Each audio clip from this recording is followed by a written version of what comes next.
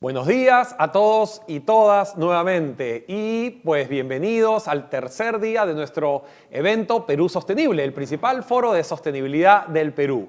Esperemos que estén disfrutando del contenido tanto como nosotros. Hola Mariana, ¿cómo estás? Hola Miguel, muy bien. Hola a todos y a todos los que nos ven desde la plataforma y desde LinkedIn. Ayer tuvimos un día increíble dedicado al Pilar Planeta y pues ahora vamos adelante con un pequeño video resumen.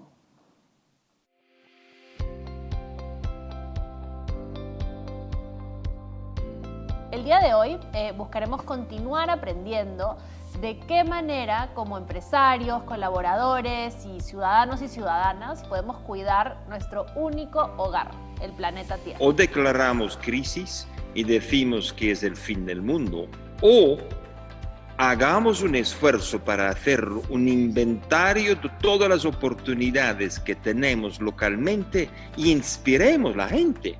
Lo que necesitamos es la inspiración de la gente de pasar a la acción. What decisions can we do today based on existing science and existing knowledge? How can we transform the way we make decisions by data-driven, informed decisions when it comes to, nature and ecosystems? Todos con un solo objetivo: preservar el ecosistema marino para las próximas generaciones. Nuestro país tiene uno de los mares más productivos del planeta, ¿no? Y de la misma forma siempre es importante resaltar que nosotros también podríamos ser líderes, no solo en productividad, sino líderes en sostenibilidad. Todos somos aliados para la conservación.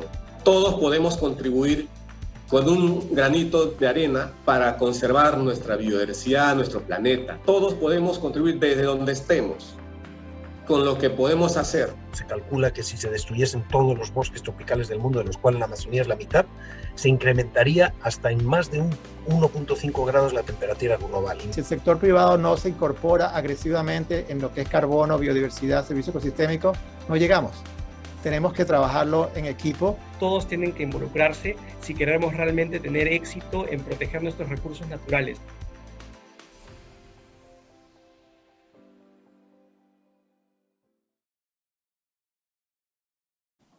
Excelentes presentaciones, la del día de ayer, donde vimos muchos líderes comprometidos, no solamente de la sociedad civil, del gobierno, del sector público, sino también de empresas como Cencosud, Austral, AGE, Camisea, TGP, etcétera, que la verdad nos dejaron muchos aprendizajes. A mí me gustó mucho la discusión que lideró Gonzalo de Romaña de TASA, en la cual destacaron el enorme potencial que tenemos en el mar peruano y de qué forma debemos apuntar no solo a ser líderes en productividad, sino también líderes en sostenibilidad. Otro ejemplo fue el esfuerzo de la mesa de acción del ODS número 15, en donde la presencia del sector público con el MINAM, el sector privado con el grupo AGE, la sociedad civil, comparten conocimiento e iniciativas con el objetivo de impactar en políticas públicas. Es la única forma, creemos, de hacer sostenible nuestro país en el futuro.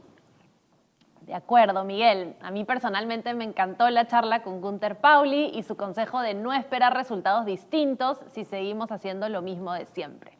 Si queremos un largo plazo sostenible, pues debemos empezar a impulsar una nueva forma de hacer negocios que sea respetuosa del medio ambiente y además aproveche todo lo que la naturaleza tiene para ofrecernos. Y al igual que tú, me quedo también con este mensaje de que la biodiversidad marina y terrestre son riquísimas en el Perú y tenemos por delante la posibilidad de ser pioneros a nivel global en negocios que sepan aprovecharlas. Para hacer eso posible, debemos comenzar por proteger esta biodiversidad con iniciativas de conservación como la de Teófilo Torres, que conocimos ayer y que nos recordó que no solo hay que pensar en la conservación pura, sino en una conservación inclusiva y sostenible que considere el desarrollo de la gente que habita la Amazonía. El día de hoy, entonces, continuaremos con el siguiente pilar, prosperidad. Este pilar se apoya en objetivos de desarrollo sostenible, como trabajo decente y crecimiento económico, ODS número 8, reducción de las desigualdades, que es el ODS número 10, y ciudades y comunidades sostenibles, que es el ODS número 11. Estos ODS son particularmente importantes en un contexto como el actual, en el que afrontamos el gran reto de reactivar nuestra economía y luchar contra la desigualdad. Para ello, es necesario que todos los actores se involucren y que trabajemos en conjunto. El sector privado, el sector público, la sociedad civil y la academia y la ciudadanía. Vamos adelante con el video.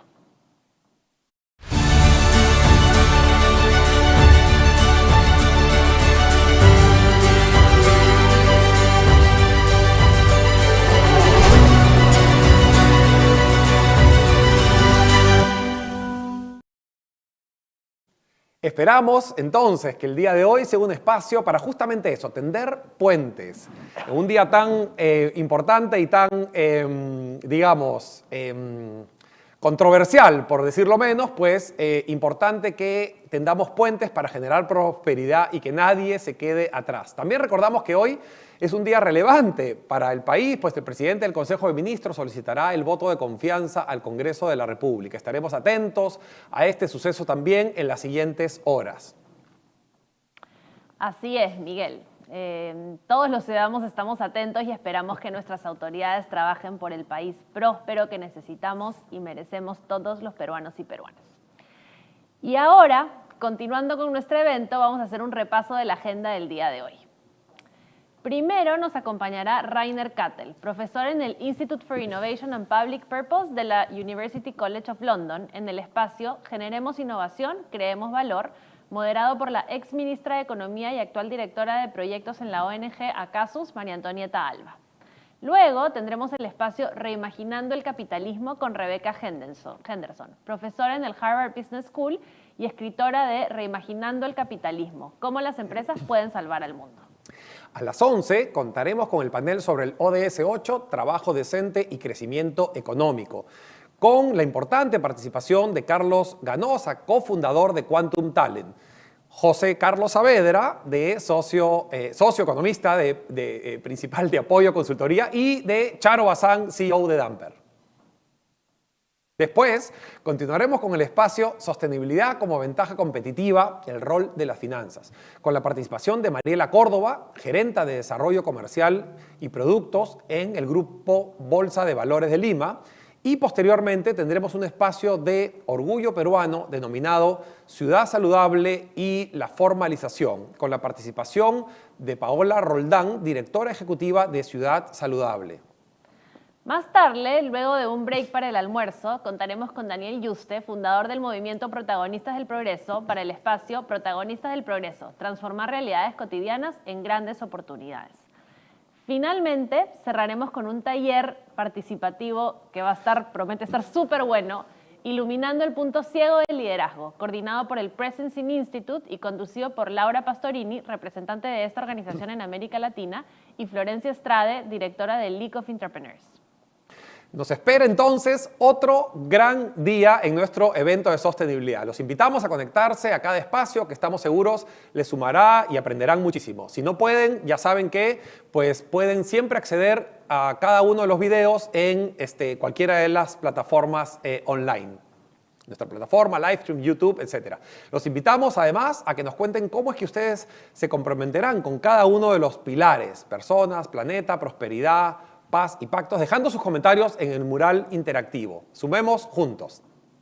Recuerden que también pueden siempre seguirnos y compartir lo que están viviendo en las redes sociales con el hashtag Perú Sostenible 2021 y pues esperamos que disfruten muchísimo de este día que tenemos por delante.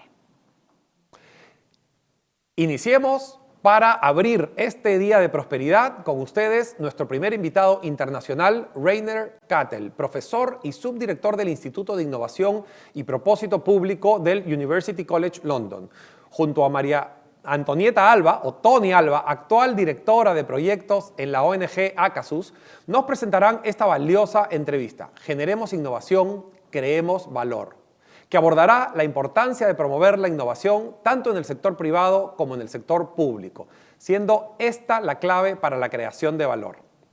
Esta sesión se realizará en inglés. Para disfrutar este espacio en español, dentro de la plataforma, justo debajo de la ventana, pueden hacer clic en idioma traducido.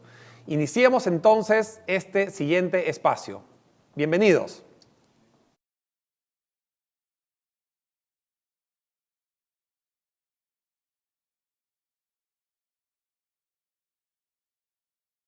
Good morning. It's a pleasure to be here. I think that this topic is very timely, considering all the challenges we face as a country. We're in the middle of an economic crisis. We're in the middle of a sanitary crisis. And I think that today with Rainer's presentation, we're going to reflect on innovation, what is important for development, and what challenges we face as a country. Based on their work, Rainer has an amazing work I have been reviewing these days. I would like to reflect on three major issues. The first issue is related to the new paradigm of the role of public sector in innovation. Peru has a trauma with an active role of the state in the economy based on the terrible experience that we have during the 80s with these state-owned enterprises. Because of this, there is a common understanding that governments should only step in when we face market failures. As Rainer has developed in his research, the narrative has also underpinned the minimum role of the state in the major innovations. So I would like to reflect, and Rainer will present, of what is the wrong with this approach, where the government has nothing to do with innovation. The second thing I would like to reflect on is the trust between the private and the public sector. Contribution between the private and the public sector is fundamental for boosting innovation. However, corruption in Peru has generated an enormous mistrust between the public and the private sector.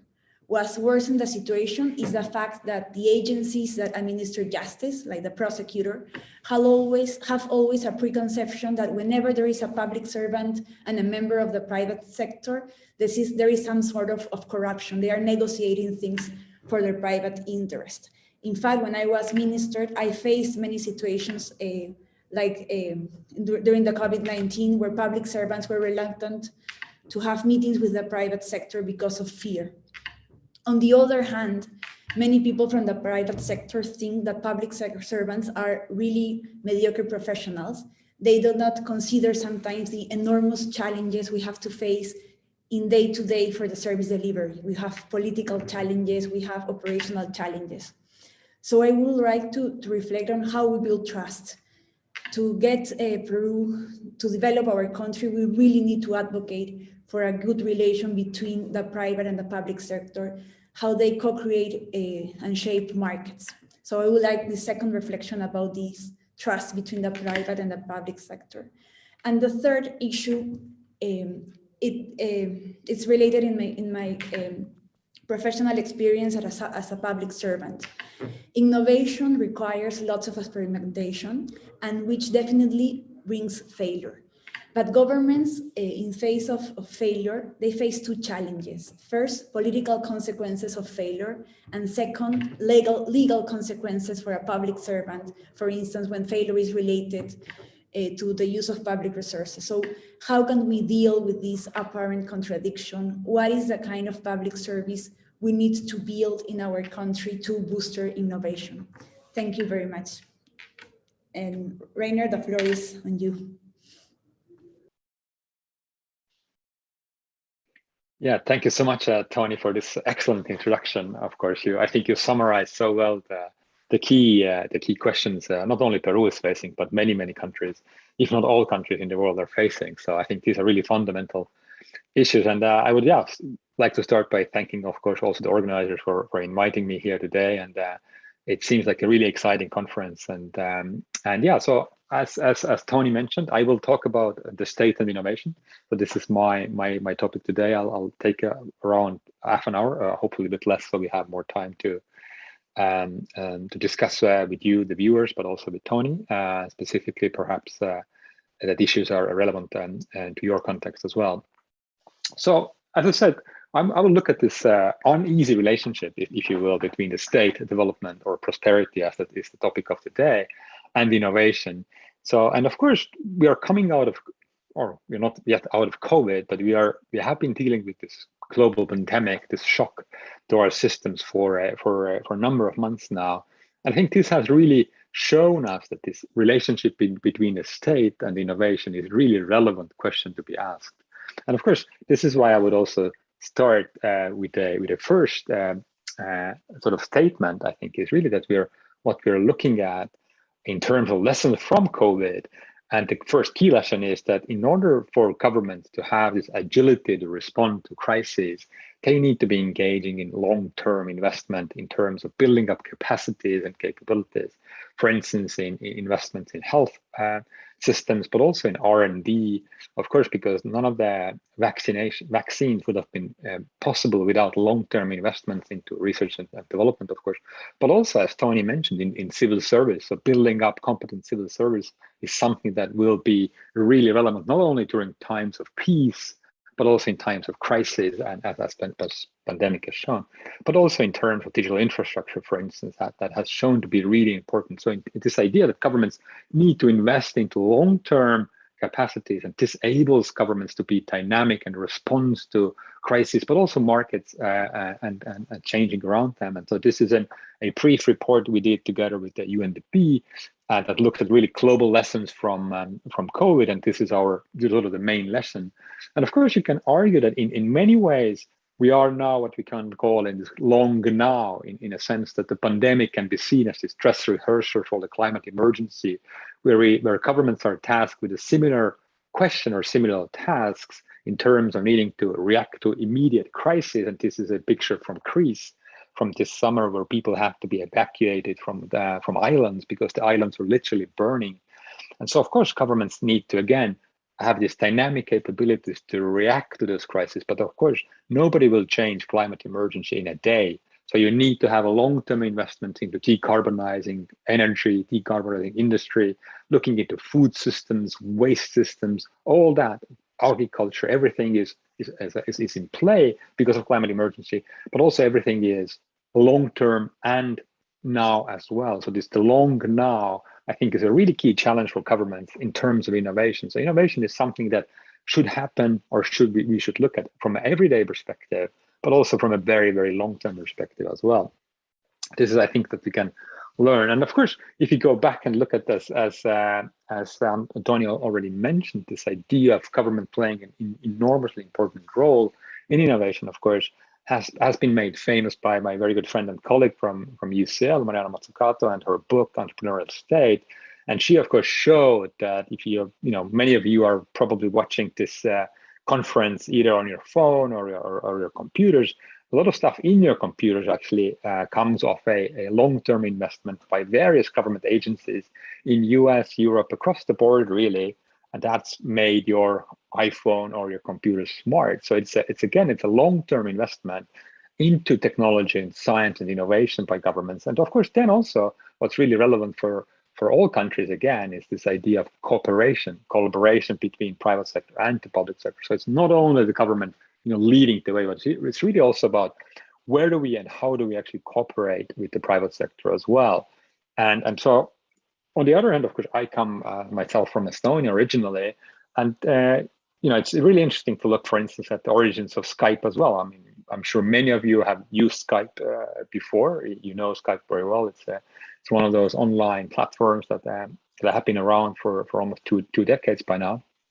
But of course, it goes back to long-term investments, this time by a Soviet Union government into Estonia in 1960s, when the Institute for Cybernetics was created, and in 1960. Later, this became a company in 1990s that really created a lot of the public sector digital infrastructure, which Estonia is very famous for, of course, and rightly so.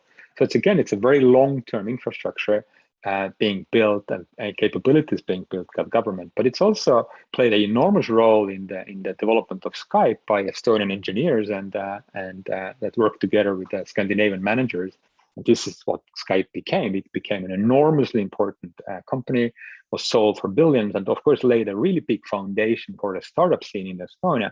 And today, as you see from this slide, Estonia is a number-one country in Europe in terms of unicorns. In other words, startup companies that are worth more than $1 billion. So this has it's a 60-year development. So it's not overnight. But again, it's easy to see that it is not only the state, but state plays an incredibly important role in this long-term development, prosperity of a country. But also, it's really important for the state to understand its role in relation to private sector. Where can private sector take over and rather than the state? So the state doesn't really need to lead the way, in everything. So for instance, the government of Estonia had never had any stake in Skype, for instance. So what we learned from history, from the recent history, is that this very strongly military and security and space-related missions, getting to the moon and back, and of course a lot of the the technologies that are part of the iPhone came from a moonshot mission in the US, and they reacted to the Soviets going to the space first. And so this was very much a mission around space and military and security, and led to massive investments that then gave us the spillover effects as iPhones and Skypes, but both sides of the Iron Curtain. So I think it's an important lesson here from that is that capitalism comes in all sorts of formats and all sorts of forms. You have to make it work for you, for the Peruvian context. So you can't only copy what others do, but you have to make it work for yourself. And of course, today the question is, as I showed before, that how can we make climate emergency work as a catalyst and engine of growth, almost, in terms of how can we create new investments in areas that actually help us solve climate emergency, help us create new business models that are more sustainable, business models that change our habits around food, our habits around mobility, all these things. Of course, if you go back to history and look at where should governments then invest, it's easy to say, let's invest in climate change, but what specifically? And of course, again, we can learn from one of the most important economists in the world, Adam Smith, who famously wrote about division of labor and all these issues. And of course, this is a 20-pound note, but still today, of course, has this famous example of the division of labor in pin factory. Because what Smith was saying is that in just a decade, the productivity exploded in pin manufacturing, and pins, of course, were really relevant for cotton spinning, which was the key industry of industrial revolution. So, and he thought, where does this explosion come from? And of course, he discovered that explosion comes from specialization, a division of labor. So if you go back before industrial revolution, one person basically made, like 10, 15 pins a day. And when Smith was looking at division of labor and pin manufacturing, he saw it was 12 people making 4,000 pins a day. So you have this specialization, knowledge being applied, people becoming better at their job and specializing into specific tasks that led to this explosions of productivity. And of course, this is what government should be looking for. Where is our next explosion of productivity? Because this needs government investment. This needs the state to come in and invest long-term so that we can build education, labor market, industry, finance around those sectors, but then give us this longevity. But that also tells us that innovation is a moving target. So it's not one or two industries. You have to constantly, as a government, but also as a private sector, of course, look around and understand what goes on in the markets and learn from that. And so it's another really famous economist from Venezuela and also who lives currently in the UK, Carlota Perez, is a very good colleague of us at IIPP at the University of London, who has written about at length how this technology and what industry to invest in is just not a issue of science and technology, but it's also really an issue of what is so socially acceptable and economically feasible. So it's really a political and socio-economic issue. So how does Peru want to decarbonize its industry, for instance? It's really not just technical issue. It's not technological issue. It's not just innovation in science and R&D, but it's also a social political issue. So how do you like to shape your country's future through decarbonizing industry, for instance, or decarbonizing food and whatnot, is really a political issue as well. That means that you need to have platforms to discuss, build trust, as Antonietta was mentioning before. This is really important. How can we build this collaboration and trust between public and private sector? And that's why this window of opportunity is really important to understand. And of course, innovation is very much about learning as well. So it can't be learning through science and scientific discovery. It can be learning by doing, as many companies are doing. They constantly, every day, they learn to do things better. But also it can be learning by using. So us as users, consumers of food, of transportation, of computer, of apps, everything we are using, we are giving constant feedback as well, and we can use or not use things as well. But it's also learning through interaction as we heard in the introduction to this session this morning, is of course it's a lot of it is between interacting between companies, but also between companies and universities, government and universities, government and companies. So and this is where trust and so these kind of issues become really, really important, because innovation is about learning, but you can't learn if you don't trust each other. So you have to have a platform. And again, who creates this platform? I think it's very much has to be the government led. But innovation is of course also a system. It's a systematic issue. It's never a one person, a one company issue. So as we saw from iPhone and Skype, it's a long-term process of number of people, companies, universities, government agencies investing, working together. And this is, of course, where the big difference comes from what we call like an emerging innovation system, a developing country innovation systems, or a mature innovation system. In a mature innovation systems, you have many actors who have a lot of capabilities, and it's a matter of finding how they interact and work together. But in emerging countries, like for instance, Peru or Estonia for that matter, you have usually few strong actors and a lot of weaker actors who don't have investment capabilities, skills. So you have a very asymmetrical innovation system. So usually you tend to have strong multinational companies, for instance. So how do you work with them? So it's really, again, it's from the government perspective, the key issue is how do we build the system rather one element of the system? So it's easy to have, let's say, a foreign direct investment in one sector because you have already a strong companies there. It's easy to build on that, but how do we build around that? How do we build education system, universities, other companies, suppliers to that, consumers around that? And so this becomes that's why the issue of systems is so important for innovation. So, and this is again, it's a government's role to think about innovation as a system. So how do we strengthen all the actors in the system, not just one or two actors in the system? Of course, civil service is very important, but so is finance for innovation. So is universities, so is vocational education, for instance, so is procurement, regulation. So how do we do that in a systemic manner is what really, really matters.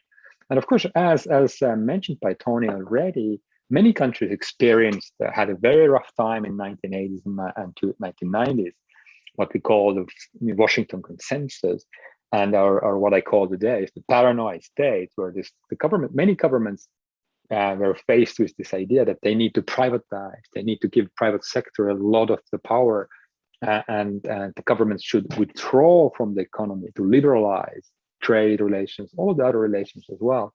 As you see, this is the idea of the Washington Consensus. And we have done research and if you look at that, you see that the growth rates were really suffering in Latin America and Eastern Europe and former USSR.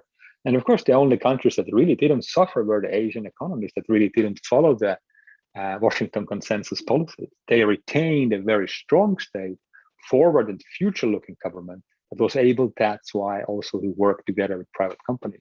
So if you have as Tony was mentioning, if government is paranoid, afraid of prosecution and the judicial system all the time, you don't take any risk, you don't invest, because you rather step back and think, let's see what the private sector can do. And that's really is a problem, because you don't build the capacities to invest in long-term problem solution. If you don't have those capacities, you can't build trust, because you don't have the platform to talk on with private sector. So you can't then develop the systematic elements of the innovation system. You're always sort of running behind, you're always afraid. And that's where a lot of the governments got a very, very bad advice from the Washington Consensus Institution in Washington. And that's why still many governments around the world are sort of trying to build up the capabilities and capacities of doing economic policy. And as Tony mentioned, this is why the risk-taking and experimentation is so important in government. So because of course, nobody has the answers right away. You can't say that, you are a minister or you're a top civil servant and say, this is what we're going to invest in Peru now. We got all our eggs into one basket. Of course not. Nobody knows. So you have to experiment, but you can experiment on a very small scale. And there is an example from Estonia, having a government-led hackathon. How can we help with the crisis response? So which is basically a typical hackathon of hundreds of people in small teams trying to figure out how do we help, for instance, people in care homes. How do we help people with who have mental health issues are now at home and you can't access them, and so on and so forth. But you can also, on the other side, you have this local government in China, which is where Chinese government has been very, very good at is being allowing different regions in China to experiment with different kind of policies, different kind of investments, technologies, regulations, all of that. And this has enabled them to learn from different regions. And so again, this is what countries are very, very hesitant in doing, and letting one region do something else than other regions and then learn from that. Does it work or not? But it's again, from the government perspective, it's always better to learn rather than not to do it. So it's again, it's this building of trust and showing we can do something. And in the middle, you see this strange small cars that have now emerged in many Chinese cities. And these are completely illegal cars, yet the police is not stopping them. So these are very cheap electric vehicles. They cost around $2,000 maybe, and they don't go to big roads. They are in the cities. So people build them, basically, small companies build them, and the government is looking to see whether this is actually the future of urban mobility, whether we need those small cars, because if we can use those small cars, we can perhaps get away from this big infrastructure in cities and build actually much more infrastructure in cities, which is smaller, shorter commute periods, and the city becomes much more compact. So again, Chinese government is very smart in experimenting, in learning what people are doing, where the market demand is, and then maybe following and creating the regulation following where the demand is. And of course, again, as Tony mentioned, is learning and funding with failure, or understanding failure, is something that governments need to learn as well. And here is a map from UNDP, and they are also trying to learn from failure. So we very often in government, we look at the investment by a single project. And this is, of course, what Tony mentioned again. So there's one project maybe that fails, so the prosecution or journalist comes around and say, well, why did you invest into this company, for instance? But of course, you will always have failures. This is natural if you invest. So that's why governments should also think about portfolios of investment, rather than investing into only single companies and single technologies, single solutions. So if you think about decarbonizing industry in Peru, you should, of course, have a multiple solutions, multiple ways of looking at, for instance, food sector. Of course, you need to have more plant-based food, but you also need to make innovations in traditional food sectors as well to make it more efficient and effective and less resource heavy. So you need to have this portfolio approach, because again, portfolio allows you to test and learn and understand that this idea of learning by government is really perhaps the key idea that I want to stress today. And that this is why the learning is so important in government. But the learning can only happen if you do something, if you take the risk. But you can do something together with other sectors. You can only do something together with private sector, universities, NGOs. Governments never can do everything alone. And that's why it's so important. And of course, if you look at it globally, we see a really key, next to climate emergency, we have key two trends emerging that are really, really relevant for many governments. On the left-hand side, you see how little taxes Amazon is paying. And they are not alone. Many digital platform companies are not paying any taxes. So governments have a difficulty in raising taxes, revenues in terms of what to invest. So you have these amazing companies, but again, they are so global. They're, very often even small startup companies today are born global. So again, if you look at, for instance, I just told you that Estonia has the most unicorns, startup companies in Europe, but many of them don't pay any taxes in Estonia. So Estonia can be very proud to have all those companies where, they don't give us that much return. They give us a good brand and then some labor taxes, but not that much anything else. And on the right-hand side, you see this is looking at the Gini index in Germany and Korea, for instance. And what you see on this slide is basically that Germany's inequality, Gini index shows inequality, is increasing all the time over the last 30 years. Even if they are the largest manufacturer and exporter in the world, they are exporting more than China, or even though they are much, much more economy. So Germany is a powerful industrial engine, is not able to diminish inequality. So you have these two challenges for government. We have wonderful, startup companies, digital companies. Well, they don't pay any taxes because they can arbitrage their, global tax systems. They can have production in one country, head offices in another country, R&D, patents in a third country. And that's how they sort of make it work. At the same time, even when we are able to produce stuff, we are not able to actually diminish inequality. So these are really key challenges for many, many countries, and not only Peru. So this is why something needs to change in the way we think about innovation, especially the role of the state, but also innovation in general. I think needs to change. And this is where this idea of a new generation of mission-oriented innovation comes from.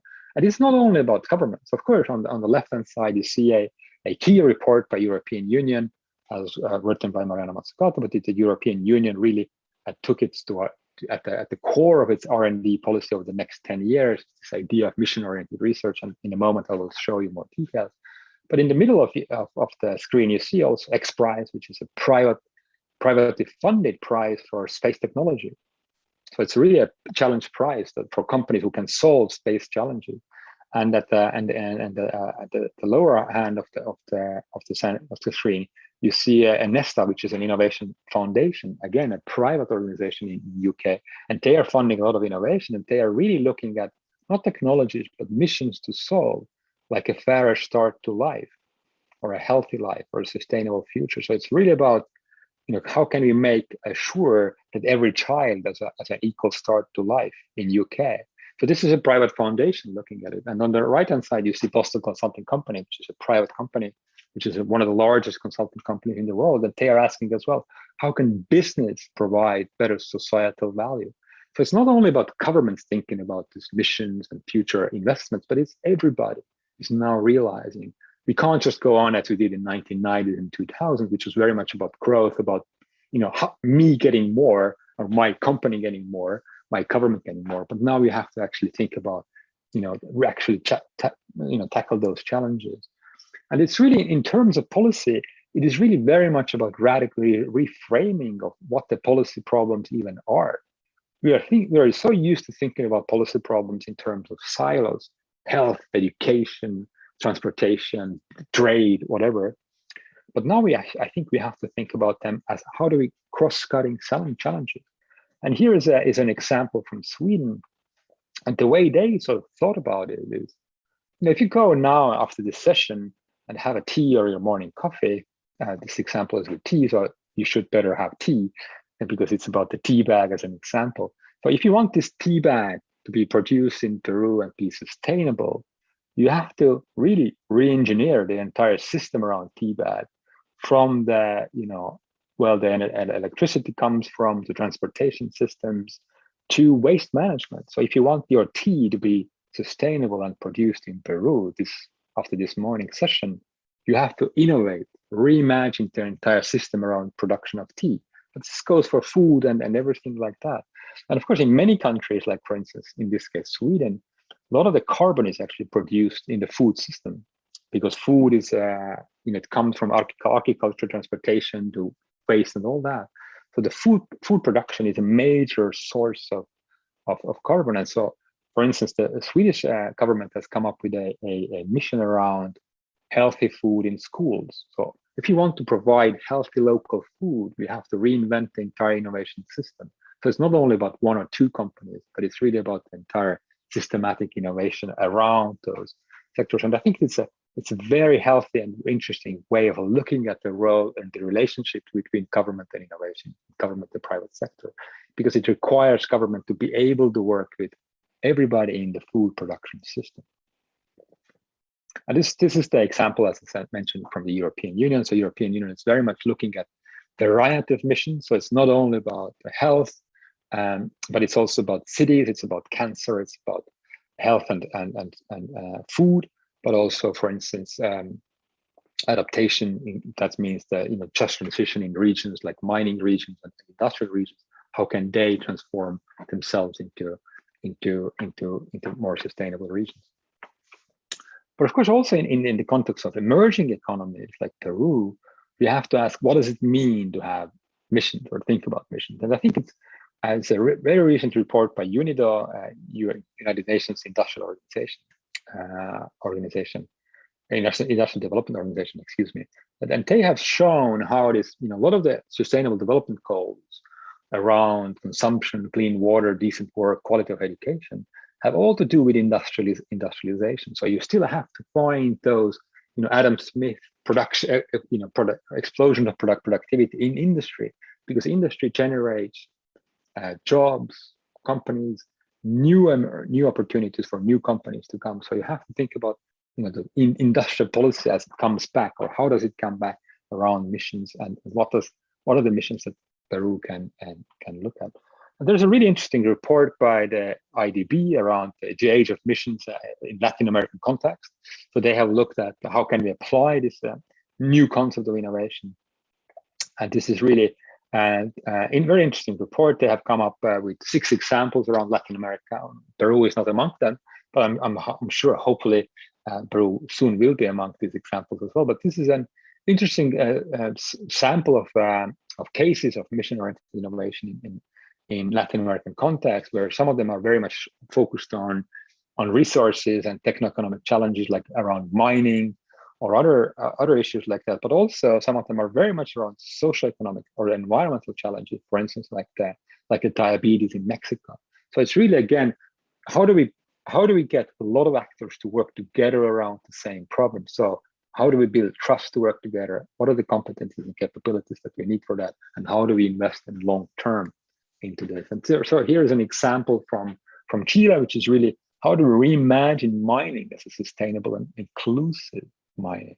So this requires us to see a lot of variety of actors to work together. It requires us to agree on specific goals that we want to achieve by a specific amount of time. So this is exactly the point of missions. We agree on specific goals that we want to achieve. And that agreement means, of course, that everybody has to come together, sit around the same table and agree on those goals. Of course, it won't happen overnight, but this is what you have to work towards. And then you need experimentation. You need various projects, portfolio type of investments into different kind of solutions and technologies in order to learn and make the system work better rather than individual actors only make the system work better. And so this is where I would really like to end my presentation today, is that, with the very brief message that innovation is political, in that sense that how do you perceive what kind of innovations you would like to see in your country, who should be involved in those, is really a socio-economic political discussion that is not only about technology and science or investment alone, but it's really about also where do we want to see our society evolve towards. And this is why you need to have a really, not only conversations like today, but of course, these should be ongoing and continuous conversations between public and private sectors. Thank you very much.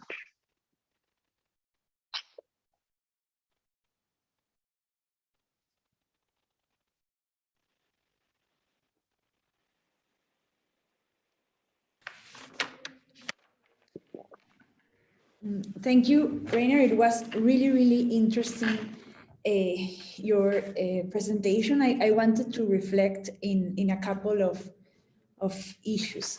First, it really resonates this idea of how we visualize industry in the way how we share how this industry can shape countries' future. And if we see our most important sectors, for instance, the mining, we're a very competitive country with this sector, but this sector has had enormous social conflicts between. There is this sensation that the mining companies are getting lots of money from their activities.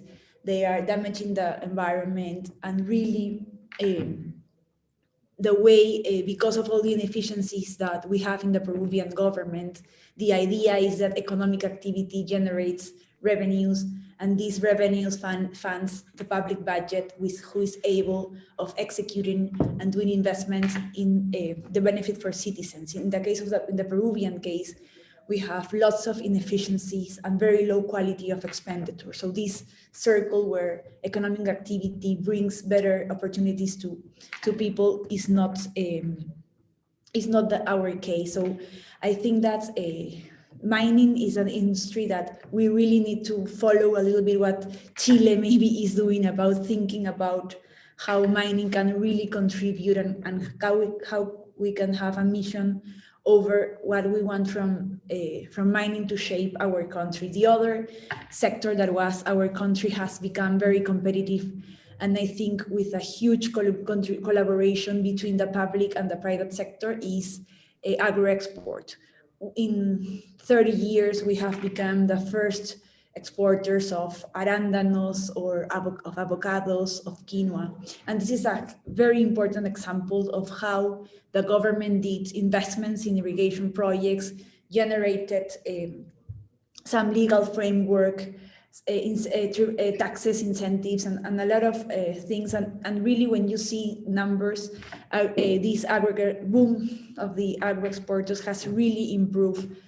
For instance, female participation in the labor market. But some months ago, we also had a political conflict about this economic activity, because this idea that we have been having a very good activity, but for instance, labor's rights were not respected for the workers of the sector. So I really think that the government and the private sector needs to think together about how we want our industries to shape our future. Another common is about in order to the government to learn, you have to have sustainability of their bureaucrats. And for me, it's very frustrating.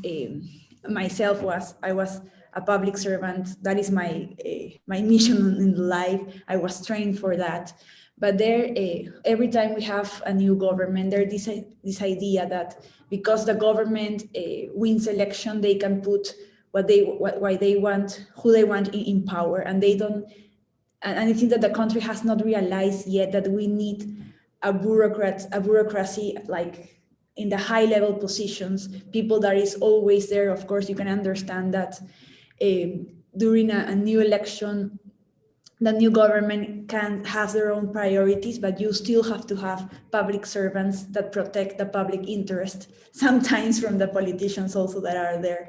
So I think that we are really far from many countries in really have a public servant. I am these days in Pakistan, and it's amazing how they have, I think that there's what they're inherited from England. They have a career, and you can see there are technocrats in the government. And I think that this should also be a priority for the next years in our country. So maybe thinking about this second, how can we build, or how can we make the case? Maybe you can tell us about some important agencies that were important in Germany, for instance, to produce this innovation policy. So what about the public service that Peru has to envision to grow with innovation and development? Yeah, thanks for these comments. I think they're very, very insightful, and I completely agree that, as I said also in one of my first slides, I think that one of the key lessons from COVID is that the civil service and its competencies and expertise really matters, not only in terms of prices, but because of also in terms of having the long-term vision to invest into certain areas is really important. And of course, we can really take some of the key lessons from, if you look at both developing countries and also developed countries. You know, when we want to build a strong civil service, excuse me, what are the really key building blocks? And of course, as you say, one of them is really the stability, that you have a long-term stability. So you can build a civil service, you can hire people into civil service. But of course, stability might also breed, risk-averse behavior. So people who have a very stable job maybe don't want to risk with that job. So you also need to not only have stability and predictability, but you also need to have really strong expertise. So you need to make sure, for instance, governments really have the ability to hire, for instance, engineers. So when we talk about mining or agro experts, you need to have experts in government as well who understand those areas, who are then able to bring, and not only understand, but also have the respect of other actors. So in terms of that, if you have a top civil servant talking to private industry around mining, they need to have the respect. They need that the private industry understands that government representatives really know what they're talking about. And that's very, very important to have this kind of expertise. For instance, if you look at the successes of Asian economies from Korea and Taiwan and others, they were very, very good in hiring engineers into government departments, and engineers who could then really look at the detail, for instance, if you would take an example of mining. So if you want to diversify your mining industry, which is the typical problem of resource-rich countries, is that, as you say, you have a resource that are being extracted without much of this rewards being spilled over into the economy, either through taxes or preferably through other supplier industries. So you need to have engineers who understand in which kind of sector of mining we need to have a specific, for instance, procurement requirements, like Brazil did with Petrobras 15, 20 years ago. But if you go back to the pre-communist Venezuela, I think they were really good in the 1980s building up their own, for instance, industry through procurement requirements, which is what we call like local content requirements. So if government has a large contracts for oil or mining or whatever, you can actually stipulate that some of the work has to be done by local companies, because that's the way, of course, you create markets. But somebody has to write those regulations. So somebody has to understand those industries on a very granular level. So I think that's really important. And I think the third thing for civil service that really matters, I think, is to be able to connect. So really this idea that civil servants are not sitting in their own silos, but that they actually go actively outside and learn from industry, learn from universities, learn from other countries, as you say. Chile might be like a really interesting example in mining for Peru. So how can we learn that? And so how can we create structures for civil servants to learn and build those connections? But of course, as you say, sometimes these connections are dangerous, because you don't want to seem corrupt as well. So you have to build transparent ways of doing that. And you see a lot of countries are these days very actively thinking about creating like communities of practice, for instance. How can we create these very transparent ways of civil servants learning from each other, but also learning from and with private sector industries? So having like days together of talking about what goes on in industry, or what goes on in private sector, for instance, especially around digital software engineers are very good at doing that, because they are by nature focused on open source software. So everybody has the same software anyway. But so how do we talk about, how do we learn from each other? I think this community of practice is very relevant. Something that I also really resonate was this idea of the environment. So I think like the Peruvian government, to be honest, I think that after our trauma of the 80s about what is really industrial policy in a country, now we have like a very archaic approach of how to develop some industries. And we have these places called CITES, where usually small enterprises come to receive some training, but even though we have invested a lot, and this was something when I was the general director of budget, I was always having these conversations with the production minister, because of this idea where small enterprises should go to a place where to be trained for people that has never worked in industry. So right. I think that we really need to modernize that a lot. And I was thinking, for instance, since we have a very good experience with agro exportations, and we also have a lot of small and medium agriculture. So how can we build that environment where these huge and amazing and very competitive companies that we have, the export, avocados export, how can they pull these small and medium enterprises to this environment? Maybe you can comment on that. Well, I think it's about government. Again, I completely agree with you. I think when governments try to teach something to private companies, I don't think it works really, because as you say, by definition, people who are teaching don't know what they're supposed to teach, in essence, because they're in the wrong sector. So I think government should do what they can do best, which is actually create markets for those companies to operate in, right? And that means in the example you're using, it means generating demand. So how can you generate demand? In many countries, governments pay for some kind of food in schools, for instance. So you have to think about how can we make sure that the food is not just local, but perhaps it's organic, or we set the standards, but we set the standards in a way that local companies can actually compete. so that not only the large companies can compete, but also small companies can compete. So you can think about requirements that, for instance, in some of those procurement or purchases, a certain percentage has to go to small companies, certain percentage has to go to indigenously owned companies, for instance, which has been a very, very effective way, for instance, in US, where the Small Business Administration has been very good in making sure that a lot of the government contracts go to minority-owned companies, either by, for instance, by women or by Blacks and Hispanics and then so on and so forth. And this has been a very effective tool because you generate demand for those companies. This is what governments can do. So you don't need to go and tell, this is how you do business, but you say, we want this kind of product. We want, let's say, more organic local food produced by small companies in our schools. So you can do things. Something like that. It's because I think governments are very quick to say that we don't have money. But at the same time, every government is spending a lot of money already. So you just have to be smarter about how do you spend that money. And again, this comes back to competences and expertise. You have to understand your local enterprises and their capabilities, and you want to challenge them, but not too much, because if you challenge them too much, you just have large companies taking all the market, or in many countries, the problem is actually you have foreign-owned companies taking all the market who don't really care about your markets at all.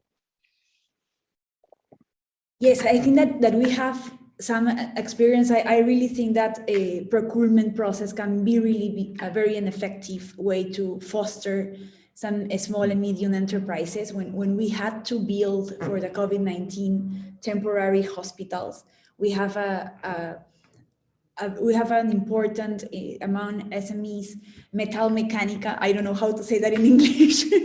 I guess that is, and most of the equipment like beds were procured to small enterprises from regions, and this I think was an amazing opportunity to really improve and develop some sectors. So I really think that as government we need to explore on that kind of, and there is something that is really a huge challenge for our country, that is informality. Informality is always there when we think about development and when we think about business development. So in some point in Peru, how we make being formal to have more gains than being informal, because at status quo, being informal really pays a lot than being formal. So I think that is a huge challenge for our country. Well, I think we are running out of time.